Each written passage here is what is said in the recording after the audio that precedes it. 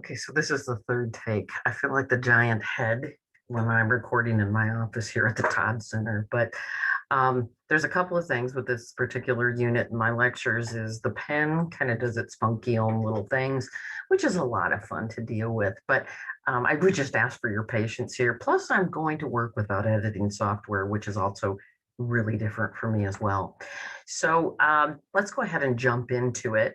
And I'm going to try to share my screen with you. Share screen. Let me find the right screen here. It's this one. Share my screen with you. Okay, so I should be sharing the correct screen now. I'm just so used to my setup at home, not the setup that I have here. So, like I said, just bear with me if you don't mind. Okay, so in looking at this particular unit, we're again going back to the model that we looked at in chapter 2. And remember the circular flow model. And we're going to revisit those markets, demand and supply of things like land, labor, and capital. We're going to start with labor first. And so we're going to look at the demand for labor.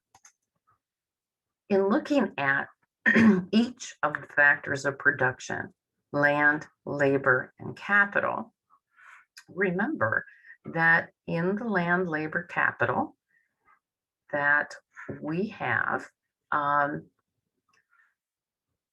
don't remember this because you don't remember it because I didn't tell you. When we talk about the demand for land, labor, and capital, those factors of production, we're going to say it's what we call derived demand. Derived demand basically says we don't necessarily have a demand directly for that land, labor, or capital, but through our demand for products or services, that's what informs the demand for land, labor, and capital. So that might seem a little confusing, but I think my next slide will help make sense. So what derived demand means is that if you want or have a demand for a new house, then by default, you have a demand for all the things that go into a house. So the demand for steel would increase, the demand for bricks would increase, stones, wood, and the labor to construct that house, as well as the land to put that house on. So the new house, the demand for that actually drives the demand for these inputs to that finished product. That's why we say this is derived demand. Now, labor is such an instance. And when we talk about the labor market, okay, there is a demand and a supply to the labor market. We touched on this very briefly when we talked about floors and ceilings. And we talked about the idea that minimum wage is a price floor set by the government. But now we want to drill on that a little bit deeper and to take a really good look at what this means. So first of all, let's talk about the demand for labor and the supply of labor. Again, remember it's derived demand, and that's kind of what this is stating to us right here. To put us in the right context, what I want to do is to show you the market for labor. So here, remember, we have our x-axis and our y-axis, and our x-axis is going to be the quantity of labor. Our y-axis is actually going to be wages. So I think we introduced this back again in price floors. Our demand for labor is from businesses that are wanting to hire. So the demand for labor is not a consumer.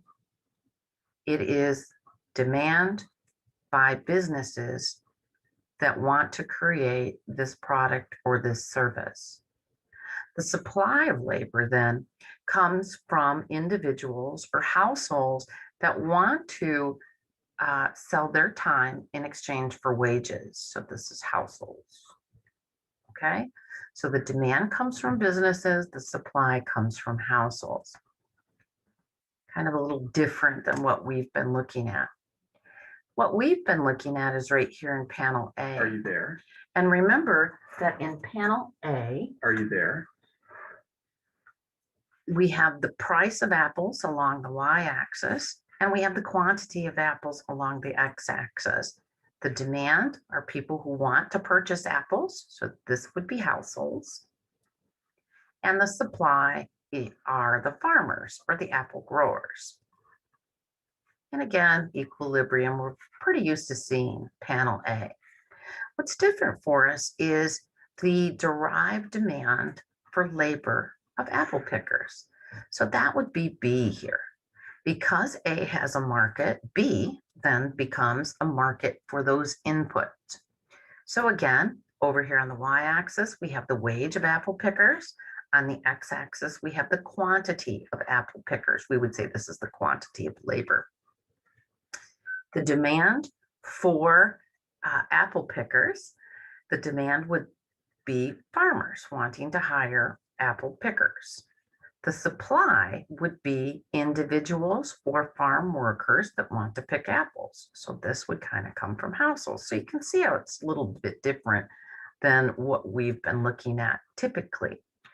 Again, where the quantity demanded and quantity supplied is going to be the wage in that market. And if I could draw a straight line, that would be scary. And this is the number in the market. So again, remember, this is a market. Just as kind of our theme has been, is we're taking one individual in that particular market, and we're going to blow that individual up to take a look at their costs in terms of labor and in terms of the supply that they can produce. Now, remember, we're going to say this is a perfectly competitive market, and the reason everyone's going to be a price taker. So we're going to pay the market wage, and we're going to get the market price. So we're in a perfectly competitive market in this example. We, as a farmer, have to decide how many apples do we want to sell and how much labor do we want to hire. Remember that we're always in a profit maximizing standpoint where the marginal revenue is going to equal the marginal cost. And I'm going to show you how we're going to use this to apply that toward a particular scenario. First, what I want to do, though, is come back and revisit an example that we started in chapter 13. And that example was Farmer Jack, because we get to maximizing our profitability through the production function. And back in that production function, we calculated a thing called the marginal product of labor. And I want to revisit that because through that marginal product of labor, we're going to calculate the value of the labor. And that's going to determine whether our cost equals our benefit, or whether the benefit is greater or the cost is greater. So remember Farmer Jack. And Farmer Jack sells wheat in a perfectly competitive market. And he needs to hire workers. That's kind of where we were at. And he needs to decide how many workers to hire. And again, he wants to maximize his profits. So we have to think about the benefit of hiring a worker versus the cost. So the benefit of hiring a worker is really the output that that worker gives us. So the output. And then the cost of that worker, which is their wages. Now, one problem we have is the value of output is in real terms, meaning it is a quantity amount. How many bushels of apples, for example? And I'm changing this to apples because I'm in an apple mood, I guess. How much output in apples do we get? That would be our benefit. But because it is a real term, we need to multiply that by the amount of money that we're going to spend. Oh, I'm sorry. I'm gonna backtrack here for just a moment. We're going to have to multiply that by the price of the apples in the market. Okay, so let me make sure I have told you correctly. So we have the output that we get from hiring a worker, and that would be quantity. And we're going to multiply that by the price that we can sell apples in the market. If the quantity times the price is greater than what we have in terms of a cost for the wage of the worker, then we're going to hire that worker. If it is less, then we're not going to hire the worker. So let's continue on our example, and I think it'll become a little clearer. So again, we have to look at the cost of hiring the worker, that's the wage, versus the benefit or the output that they can give us, times the price in the market. So we looked at the production function, remembering that the production function has is susceptible to the law of diminishing returns. So what we did essentially, and we're going to do it on the next slide just to refresh your memory, is what we did is we said, if we have no workers, here's our quantity of labor, and here is our output. If we have no workers, we have no output. Stop. If we hire one worker, we get additional output. Stop it. We get additional output. If we hire a second worker, we get additional output. But basically what we said is as we hire more and more workers, the return that they give us is less and less. So let's look at a much prettier graph here to kind of show that relationship. So here is the same graph that we used back in chapter 13 in the discussion of costs. Notice that as we hire additional workers, the value that we get, the marginal product of labor, the additional quantity, if you will, that we get from each worker decreases. Hence the reason that this increases at a decreasing rate. It could actually go back down as well. Okay. So the marginal product of labor, what is it? It's the same thing we calculated in chapter 13. This is going to be, stop. This is going to be the change in our output divided by the change in labor. So we're going to look at it very incrementally, okay? Remember, it is susceptible to the law of diminishing returns, which is really the reason for the production function. Now, if you recall, we did talk about why it decreases.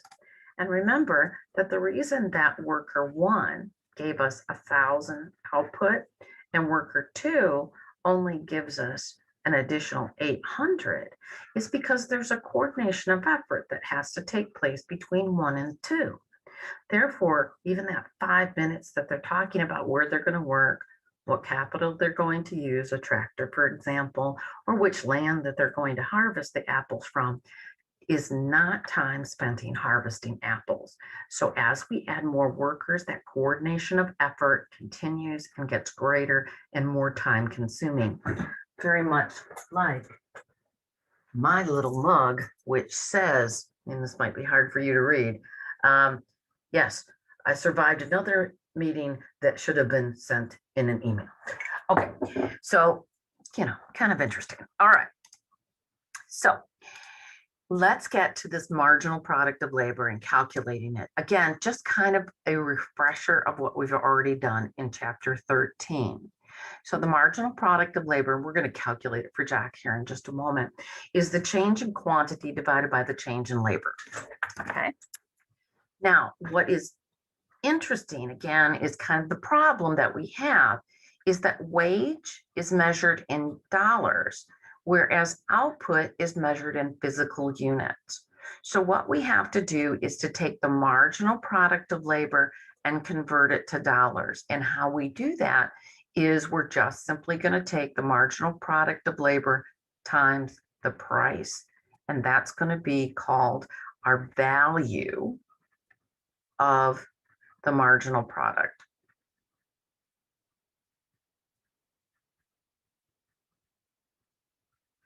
So let's continue on with our example, and I think it'll become pretty clear to you kind of what we're doing here.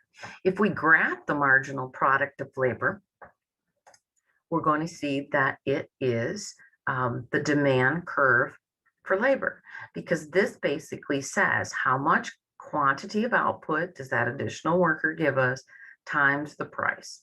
And we know that because of the law of diminishing returns, as we add workers, we get less and less output. That's essentially why the quantity or output that we have is decreasing, right? Okay. Again, I think this will make more sense as we work our way through the example. So here's a question. Find the marginal product of labor, the value of the marginal product, then graph a curve with the value of marginal product on the vertical and the labor number of people on the horizontal, okay? So let's go ahead and do this. So first of all, I'm going to calculate the marginal product of labor. Marginal product of labor is just the change in the quantity or output divided by the change.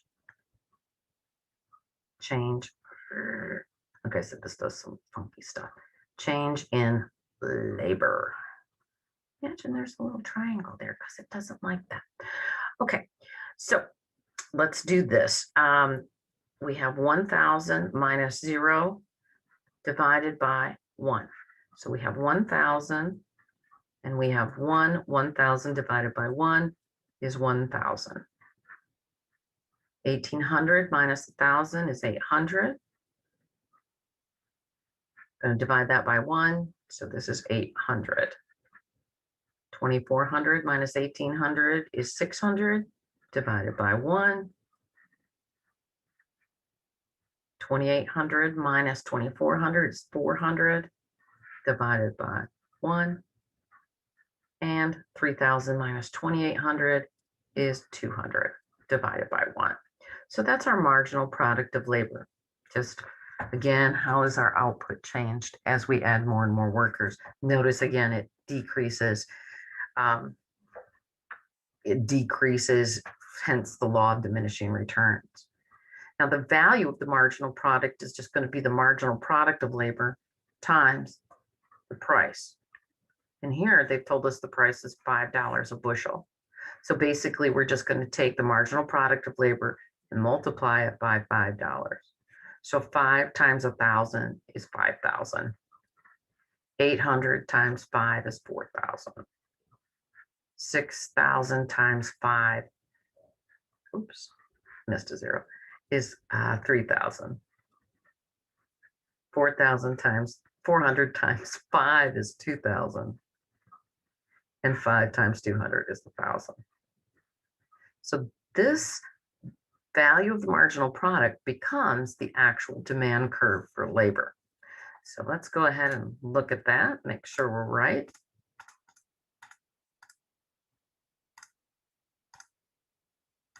Okay, and look at that. Looks like we know what we're doing. Now we want to graph this.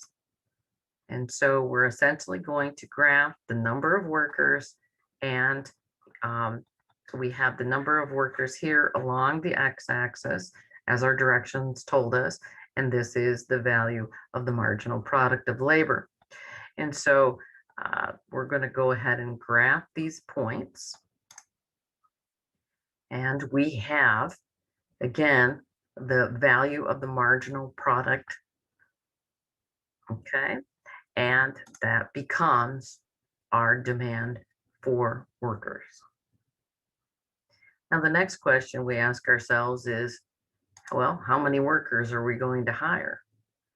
Well, the first thing we want to do is to take a look at, well, how much does it cost us, right? So this is what the value is that the workers are giving us. So now we want to know what the cost is, or what is the wage. So what we're going to do is assume that the wage in this particular example is going to be $2,500 a week. So at $2,500 a week, which is our prevailing wage, we would take that across, again, perfectly competitive market, and right where that wage intersects with the demand for labor, we're going to hire 3 workers. Okay, so anything less than 3 workers, we can increase our profitability by hiring more. Anything greater than 4 workers, it's going to cost us too much, and we're not making it up on our product sales. So in this case, how many workers would Jack hire? He'd hire 3. Okay, so here again, the value of the marginal product of labor is going to be our demand for labor, where that intersects in a profit maximizing firm, where the wage comes in is going to be the amount of workers we hire right here at L1.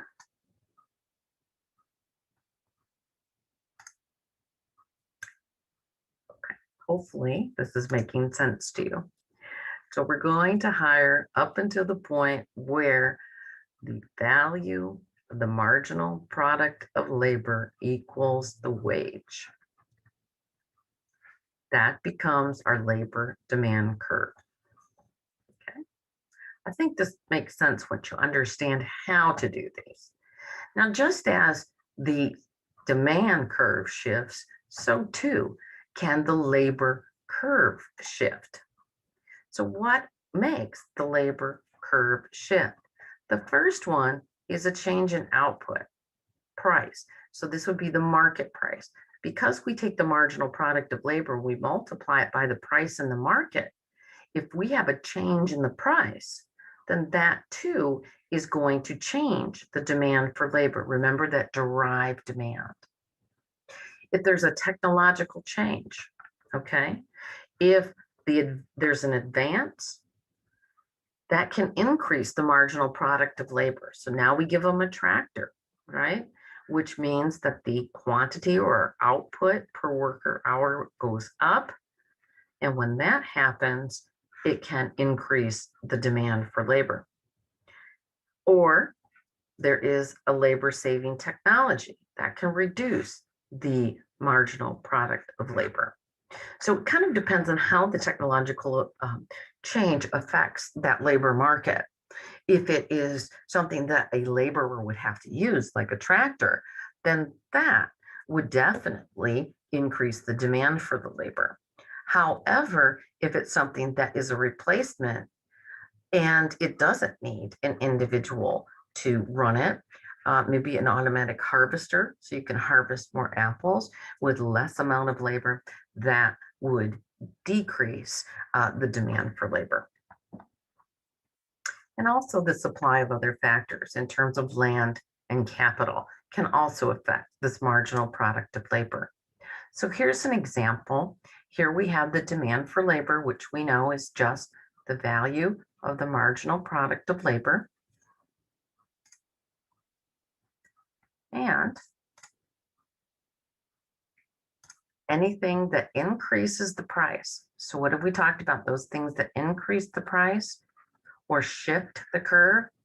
So I want to be careful because remember, I've always taught you that, hey, anything that increases the price is a change in the quantity demanded. Here, what we're saying is anything that shifts, I kind of wanted to clarify this, that shifts the demand curve, okay, for the original product, in this case, apples, would cause a shift in the demand curve for the marginal product of labor. Okay, so here, essentially, kind of just to make sure I'm clear, and you are as well, anything that will increase the price of apples. So remember, those were things that what could cause, like the number of buyers, related goods.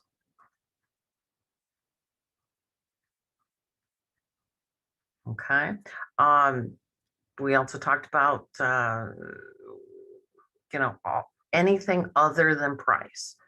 Okay.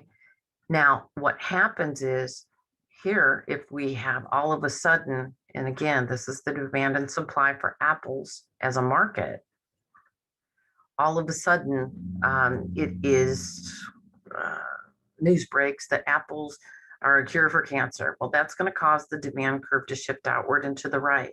Notice that effect of shifting it outward and to the right for the market for apples causes the value of the marginal product of labor for apples, okay? And this is apple workers, right? Is going to shift that demand for labor upward. Okay, I think that's clear. Okay, so let me go ahead and slideshow, discard those, and yeah, okay, good. So now we're back here, and so hopefully that makes sense to you in terms of the derived demand and how this would work in terms of labor. We're next going to look at the supply of labor in these factor markets. So until next time, thanks.